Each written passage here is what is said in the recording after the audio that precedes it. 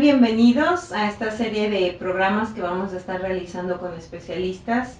Me presento, soy Violeta Alejandrina Pérez Valdera, psicóloga y hipnoterapeuta, y el día de hoy nos acompaña la licenciada Yasmín Pérez Gallardo, licenciada en psicología por parte de la Universidad Autónoma de Aguascalientes, nuestra alma mater, somos colegas.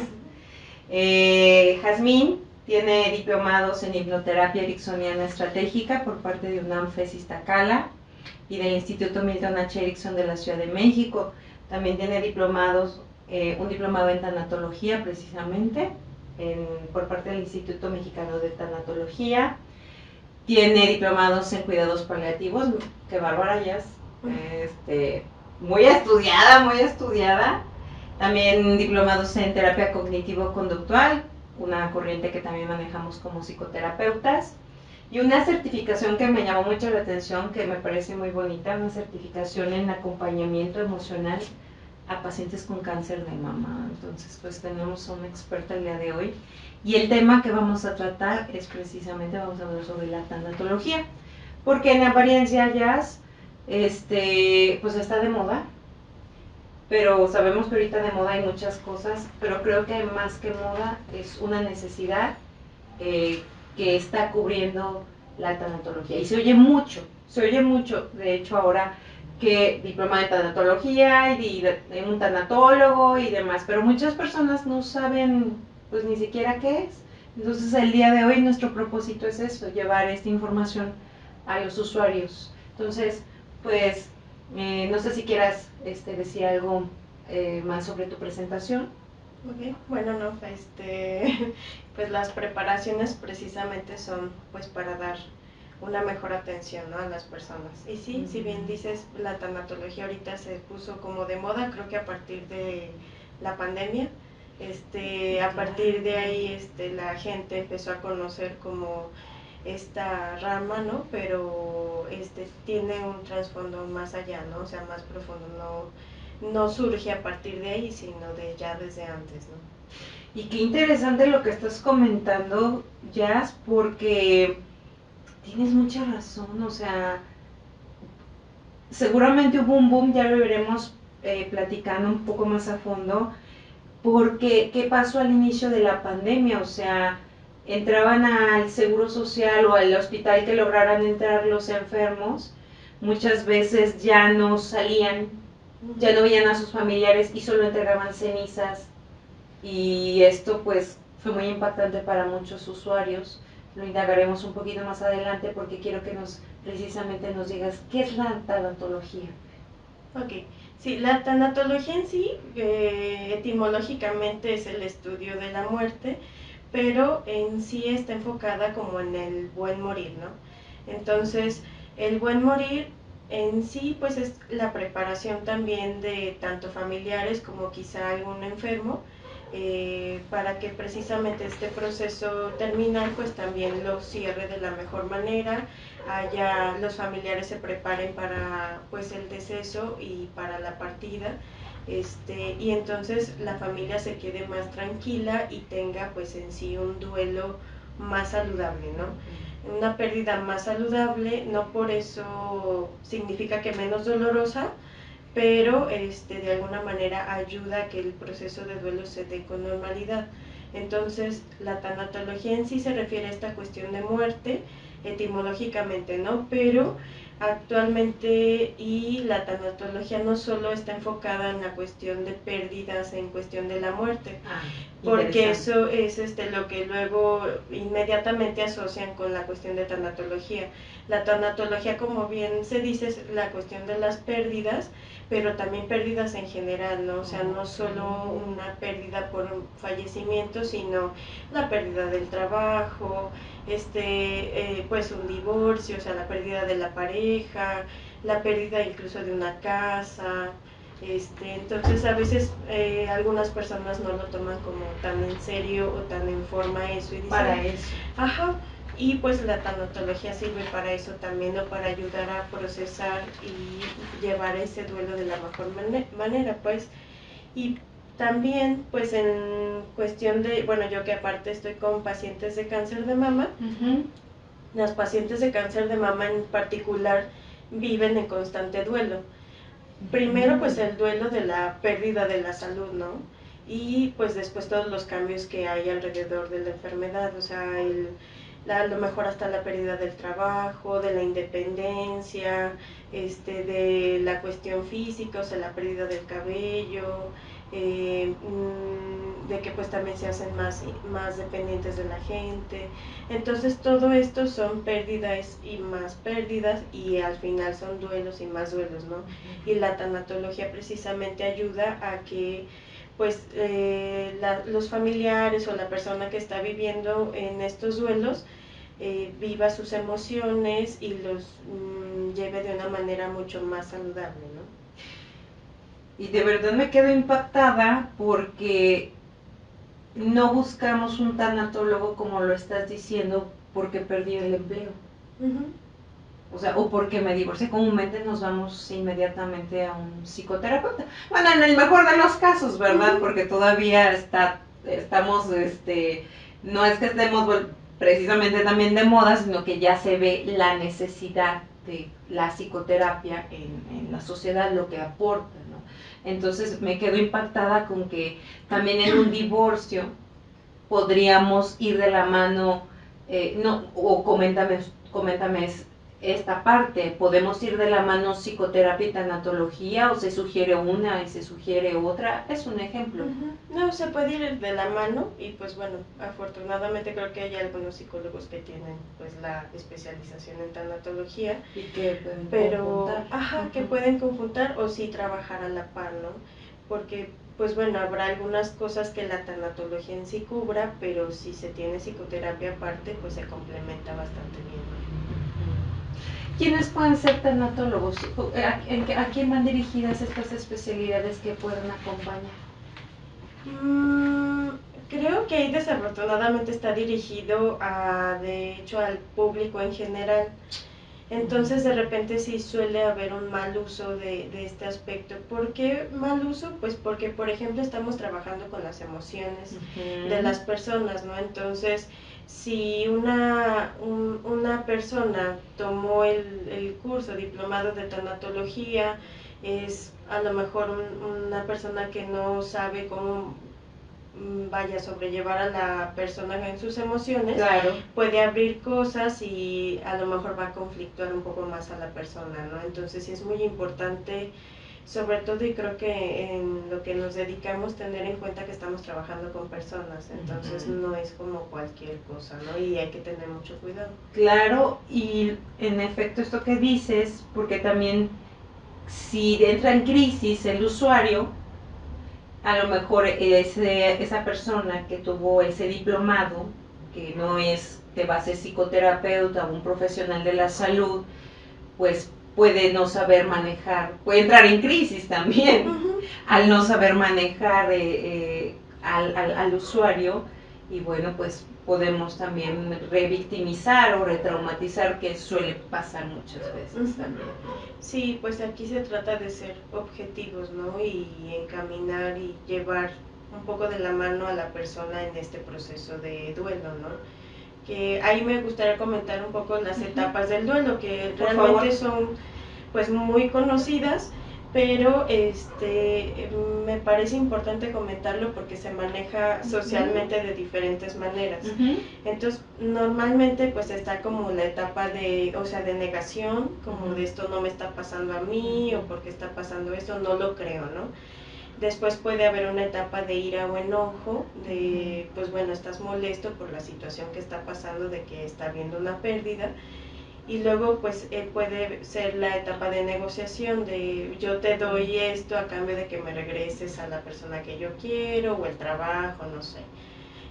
Y luego pues bueno, la depresión, que es pues cuando empieza un poco la persona a ser más consciente de que está viviendo una situación difícil, y entonces entra en un estado pues de tristeza, o sea, vaya, le cae un poco más el 20.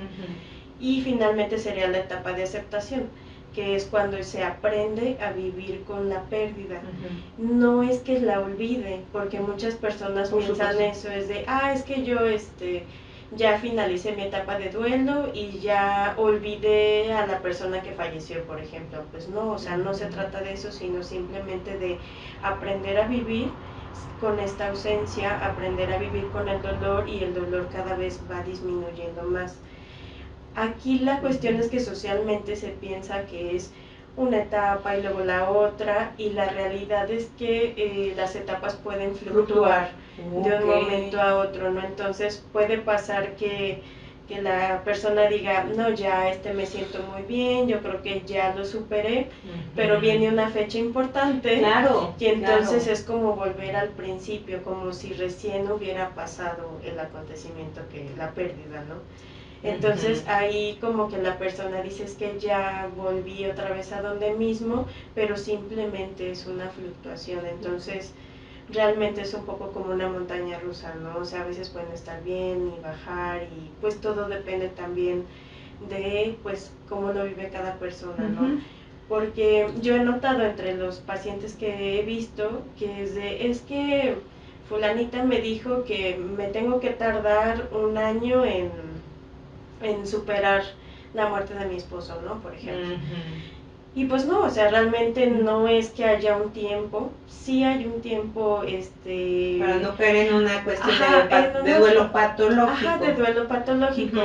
Ahí, bueno, voy a hacer un paréntesis. ¿Cómo se puede dar cuenta si es un duelo patológico? Pues cuando la persona que está viviendo el duelo ya no está siendo funcional, o sea, deja de hacer sus cosas, deja de comer, sigue durmiendo mal, entonces... Sigue lo que te decía tras cámaras, pone el plato de como si aún estuviera ahí, no saca su ropa. Sí, o hace hasta incluso como un museo, ¿no? De la habitación, y no muevan nada, no entren, entonces ya empiezan a ver ciertos rasgos de que está haciendo un duelo patológico. Y pues al ser un duelo patológico esto se complica y la persona ya está teniendo como algunos otros problemas, ¿no? Okay. Y bueno, pues también socialmente creo que hay mucha presión en este aspecto de los duelos, ¿no? Porque es esta cuestión de, es que tu marido dijo que él quería exactamente que echaran sus cenizas, claro, Timbuktu, ¿no? No sé. El volcán, no sé qué. Ajá, y sí, entonces claro. La realidad es que la familia, a lo mejor si esa persona vivió un proceso de enfermedad en donde fueron o tuvieron que costear muchas cosas, pues ahorita no tienen dinero, ¿no? Por supuesto. Y la carga de tener que ir a depositar las cenizas de a otro lado, voluntad, ajá, ¿no? es tremenda, ¿no? Entonces, también los ritos funerarios en sí son para los familiares. Muchos familiares se casan con la última voluntad de la persona, y en parte pues en la medida de lo posible está bien, siempre y cuando no les cause conflicto, ¿no? Porque entonces es que me pidió que le trajera el mariachi Gama 2000 y cobra no sé cuánto, ¿no? Entonces no, o sea, ahí es ¿qué necesita la familia para procesar o despedirse de la persona que falleció? Entonces, el rito funerario es estrictamente para la familia, es ¿qué necesita la familia para ese momento? Porque el rito funerario es el momento de despedida, o sea, no es de orquis, ¿no? Es por eso, es como la cuestión de velar, de estar en sus últimos momentos, el hacer también más consciente que la persona falleció, o sea, el verlo ahí significa o darse cuenta que esa persona ya no está. Por eso también se vuelve complicado cuando una persona, por ejemplo, volviendo a lo del COVID, en el momento en donde hubo muchas personas en donde dudaban de si realmente las cenizas eran las de su familiar, sí, ¿no? Claro. ¿Por qué? Pues porque ellos no lo veían en persona, no sabían si realmente era o no. Entonces, hay ciertas cosas que empiezan a causar un poco de conflicto en esto de procesar el duelo cuando hay esos detalles, ¿no? Entonces, aquí sí, yo lo que recomiendo es el rito funeral, lo que a la familia le dé tranquilidad, lo que ellos necesiten para estar tranquilos en este último momento, porque es como el momento de despedida, ¿no? Por supuesto. Y hablando de esto, también digo, no sé si te ha pasado tú que eres hipnoterapeuta, que a veces tienen esta idea de que nos o te piden de, oiga, yo puedo olvidar a alguien así, o sea, como en el proceso del duelo, ¿no? O sea, y puede hacer que me borre la memoria porque es uno de los mitos que también nos invaden mucho, y tú que tienes las dos especialidades, no sé si ha llegado alguien así pidiéndote esto. Sí, de hecho es más como, oye, es que no tiene como la fórmula para que ya no me duela tanto. Y entonces no, algo importante del duelo es que hay que vivirlo y vivirlo implica dolor. Entonces a veces no estamos acostumbrados al dolor o queremos evitarlo. Sí, quitárnoslo. Ajá, entonces el duelo no es más que vivirlo y eso pues cuesta trabajo, ¿no?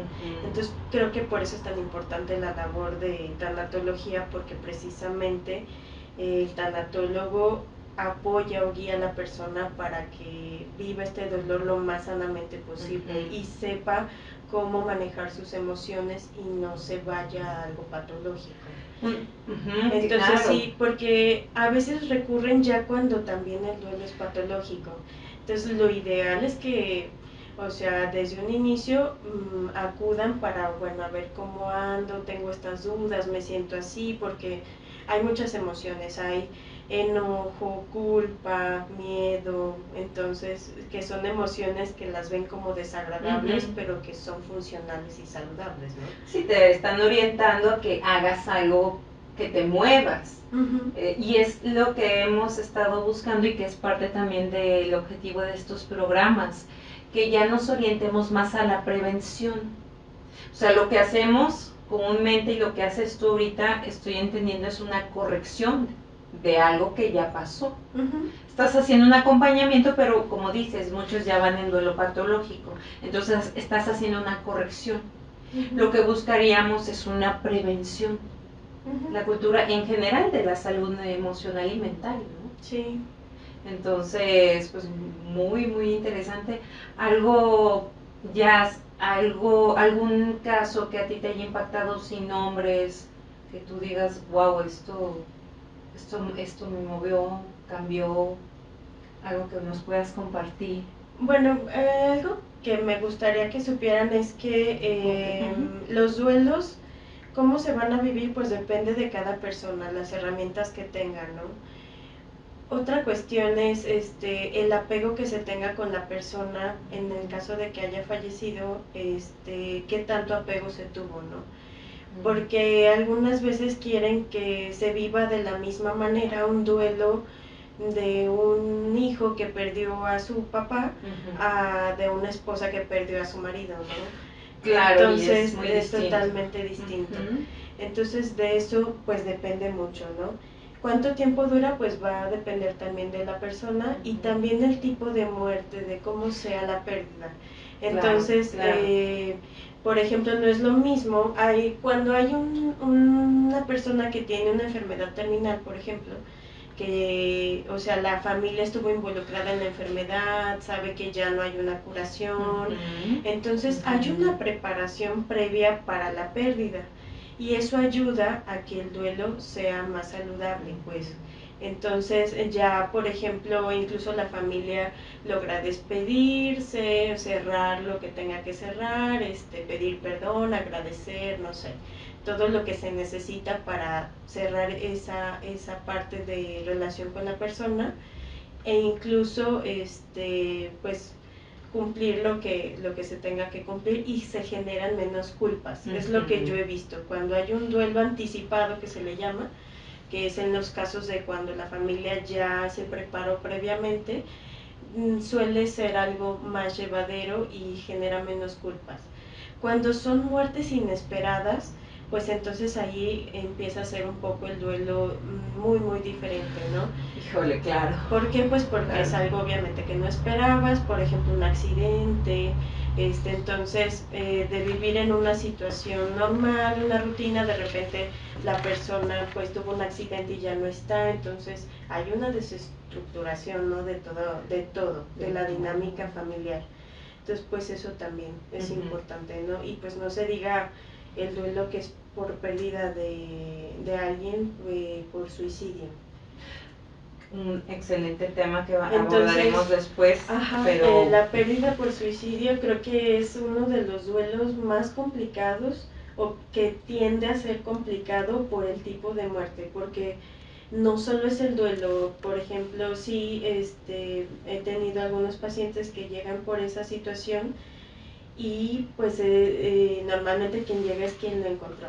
Entonces, no es solo la cuestión de pues de suicidio y no me dijo por qué, yo no me di cuenta, qué pasó. Entonces hay como mucho cuestionamiento, pero aparte es que a lo mejor yo no hice lo necesario, o pude haber hecho más, o si me hubiera dado cuenta. Y está la cuestión de estrés postraumático. Claro. O sea, está súper ligado, porque es que yo sueño cuando lo vi y entonces... Ay, Dios, claro, entonces, hay que trabajar mucho eso. Por eso no es como tan simple que cualquier persona aborde estas situaciones, ¿no? Y también no es lo mismo un duelo, por ejemplo, si de una persona enferma a un duelo de pérdida, por ejemplo, de un adulto mayor o de un niño. Normalmente el duelo que es por pérdida de un niño, pues resulta ser más impactante porque esta cuestión de es que apenas era un niño, apenas está viviendo y ya se fue. Quería él hacer esto y ser aquello y cómo sería, ¿no? Y al contrario del adulto mayor, o sea, es como de, es que bueno, él ya cumplió lo que es su ciclo de ya está descansando. Ya tenía muchas dolencias, entonces es muy diferente cómo lo asimilamos, ¿no? Y eso es muy importante tener en cuenta, ¿no? O sea, hay varias cosas que determinan cómo se vive el duelo, ¿no?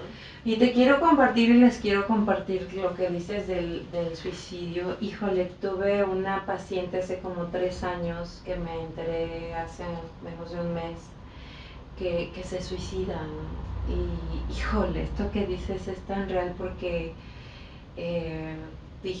me pregunté, como terapeuta estoy haciendo lo necesario con mis pacientes.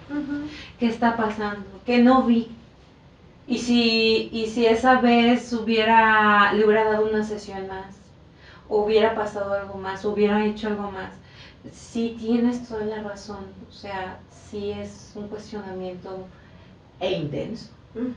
De hecho, bueno, yo que estoy un poco más en el sector salud,